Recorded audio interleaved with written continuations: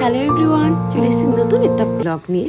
তোমরা বুঝতেই পারছো এই ফ্রুটসটা কি। এটা হচ্ছে ড্রাগন ফ্রুটস। পাশের বাড়ির কাকিমা খেতে দিয়েছিল, তা আমি ভাবলাম এটা নিয়ে কিছু করা যায়। তো দেখো, আমরা তো ড্রাগন ফ্রুটস সবাই খেয়েই থাকি, আর এর উপকারিতা সম্পর্কে আমরা সবাই কম বেশি জানি।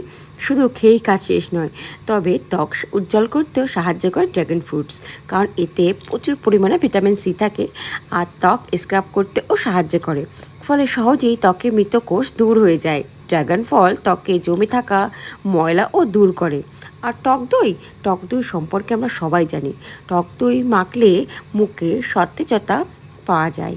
এছাড়া টক দইয়ের মধ্যে ল্যাকটিক অ্যাসিড রয়েছে, যা ত্বককে পরিষ্কার করতে ও এক্সপ্লয়েট করতে সাহায্য করে এবং মুখের ত্বকের জেল্লা বৃদ্ধি করতে সাহায্য করে।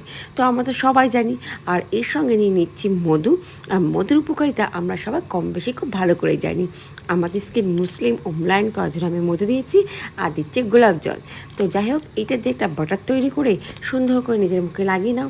আর লাস্টে তোমরা দেখতে থাকো যে স্কিনটাকে কত গ্লোয়িং আর কত সুন্দর লাগে। আমি তোমাদের সঙ্গে মেখে দেখাচ্ছি। তো আমি যেহেতু এরকম করে থাকি, তো তোমাদেরকে আমি অবশ্যই এটা শেয়ার করলাম।